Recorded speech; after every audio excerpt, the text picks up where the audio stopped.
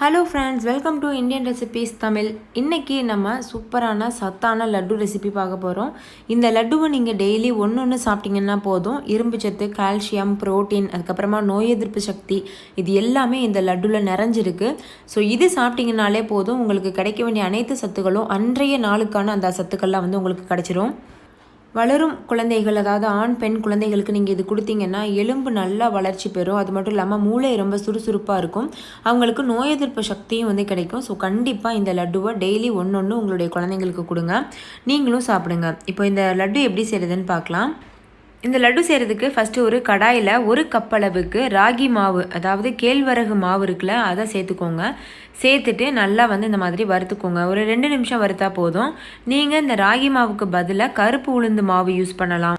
அதுக்கப்புறமா வெள்ளை உளுந்து மாவு, பொட்டுக்கடலை மாவு, பாசிப்பருப்பு மாவு, கடலை மாவு, இப்படி எந்த மாவு வேணாலும் நீங்கள் யூஸ் பண்ணலாம். ஆனால் கேழ்வரகு மாவு யூஸ் பண்ணும்போது உங்களுடைய வெயிட்டும் லாஸ் ஆகும். ஸோ அதுக்காக தான் நம்ம கேழ்வரகு மாவு யூஸ் பண்ணியிருக்கோம். ஆனால் குழந்தைங்களுக்கு கொடுத்தீங்க அப்படின்னா கண்டிப்பாக வெயிட் லாஸ் ஆகாது, அவங்க நல்லா வளர்ச்சி பெறுவாங்க.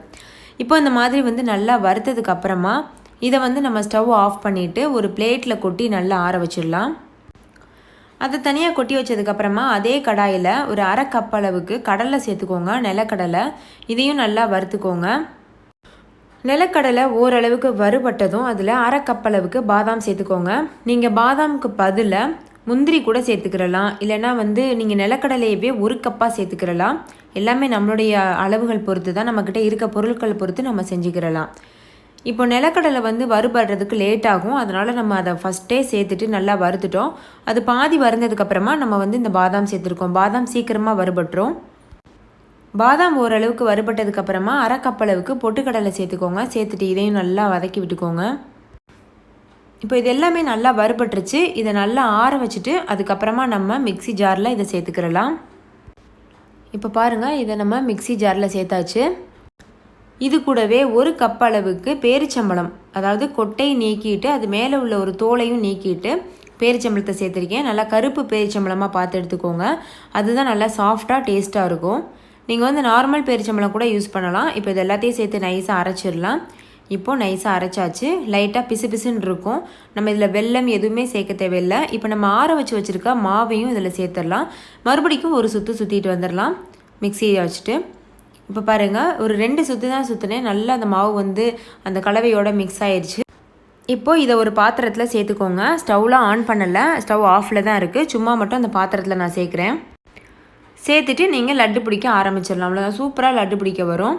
நீங்கள் 2 கப் அளவுக்கு பேரிச்சம்பழம் சேர்த்திங்கன்னா நல்லா ஷைனிங்காக இருக்கும் இந்த லட்டு. நம்ம 1 கப் தானே பேரிச்சம்பழம் சேர்த்தோம், அதனால் கொஞ்சம் ட்ரையாக இருக்க மாதிரி தான் இருக்கும். ஆனால் டேஸ்ட் ரொம்பவே அட்டகாசமாக இருக்கும். இனிப்புக்கு நம்ம எதுவுமே சேர்க்கல, அந்த பேரிச்சம்பழம் தான் இனிப்பு கொடுக்கும். ரொம்ப தித்திப்பாக சூப்பராக இருக்கும். ஸோ கண்டிப்பாக ட்ரை பண்ணி பாருங்கள். அவ்வளோதான், நம்மளோட லட்டு ரெடி ஆயிடுச்சு. இதே போல் மீதி இருக்க மாவையும் லட்டுவாக உருட்டி வச்சிடலாம். குழந்தைங்களுக்கு கடையில் கண்டது கழிது வாங்கி கொடுக்கறதுக்கு இந்த மாதிரி ஹெல்த்தியான ஃபுட்டு நீங்கள் செஞ்சு கொடுத்தீங்கன்னா அவங்களுக்கு சத்து கிடைச்ச மாதிரியும் இருக்கும், அவங்களுக்கு ஸ்நாக்ஸ் சாப்பிட்ட ஒரு திருப்தியும் இருக்கும். அதே போல் பெரியவங்கலேருந்து சின்னவங்க வரைக்கும் எல்லாருமே இந்த லட்டு சாப்பிட்லாம். டெய்லி ஒன்று எடுத்துக்கோங்க. நம்ம கால்சியம் டெஃபிஷியன்சி, அதுக்கப்புறமா நோய் எதிர்ப்பு சக்திலாம் இல்லைன்னு சொல்லிட்டு நம்ம மாத்திரை சத்து டானிக்லாம் குடிக்கிறதுக்கு பதிலாக இந்த மாதிரி நம்ம வீட்டில் இருக்கக்கூடிய பொருட்களை வச்சு நம்ம லட்டு தயாரித்து சாப்பிட்டோம் அப்படின்னா அந்த நம்மளுக்கு தேவையான கால்சியம், ப்ரோட்டீன், அயன், நோய் எதிர்ப்பு சக்தி இது எல்லாமே கிடைக்க ஆரம்பிச்சிடும். ஸோ கண்டிப்பாக இதை ட்ரை பண்ணி பாருங்கள். ட்ரை பண்ணிவிட்டு உங்களுடைய எக்ஸ்பீரியன்ஸ் எப்படி இருந்ததுன்னு கமெண்ட்டில் என் கூட ஷேர் பண்ண மறந்துடாதீங்க. இந்த வீடியோ உங்கள் எல்லாருக்கும் ரொம்ப பிடிச்சிருக்கும், முக்கியமாக யூஸ்ஃபுல்லாக இருக்கும்னு நம்புகிறேன். இந்த வீடியோ பிடிச்சிருந்தா லைக் பண்ணுங்கள், உங்கள் ஃப்ரெண்ட்ஸ் கூட நிறைய ஷேர் பண்ணுங்கள். ஸோ அவங்களும் பார்த்து பயன்பெறுவாங்க. இன்னொரு சூப்பரான ரெசிபியோடு நான் உங்களை சந்திக்கிறேன். அதுக்கு முன்னாடி நம்ம சேனலை சப்ஸ்கிரைப் செய்யாத நண்பர்கள் சப்ஸ்கிரைப் செய்துக்கோங்க. தேங்க்யூ, பாய்.